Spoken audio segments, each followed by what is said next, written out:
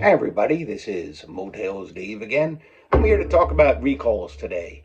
And the recalls I'm talking about are all the recalls from the last week released by the government today.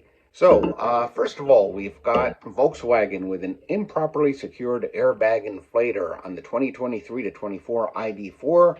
That's an all-electric model, but I'm sure that being all-electric has nothing to do with the airbag design.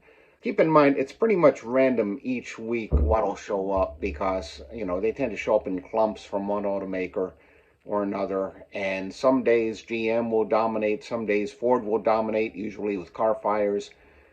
Some days Volkswagen or BMW or Mercedes or even Toyota, they tend to bounce around. Some days you have a dozen or more recalls. Some days you have none. And I'm just talking about passenger cars now because trucks and RVs, they are responsible for the largest share, I think, of recalls. It's amazing how many you see, especially with RVs and aftermarket tow gear. So what have we got from Chrysler? Well, sorry, former Chrysler. We've got the Jeep Gladiator and Wrangler, 2018 to 24 for the Wrangler and 2020 to 24 for the Gladiator. And they've got an issue where the instrument panel will go dead. If we do just a little bit of research, we can find out for sure. So I click through here. It brings up NHTSA.gov. And there's about 33,000 vehicles included in here. So a small fraction of the vehicles that they actually made, because these are both very popular. And the report says that only 1% of the vehicles that are in the recall population actually have the defect. So not that many. And so the 3.5-inch instrument panel cluster is the only one that's affected.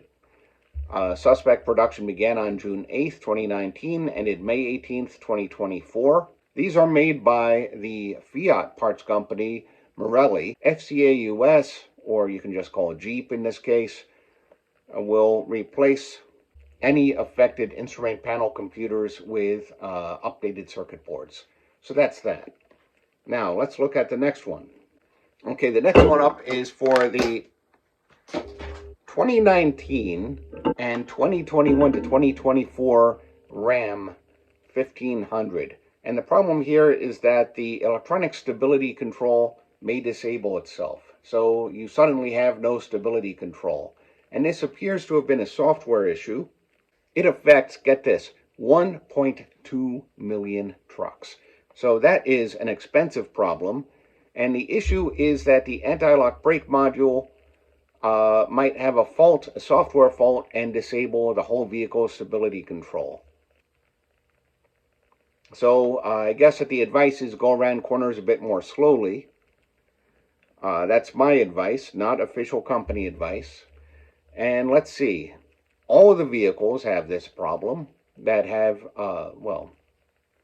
and the problem began with production of October 31st, 2017, and ended on February 14th, Valentine's Day, 2024, when an updated anti-lock brake module was put into production.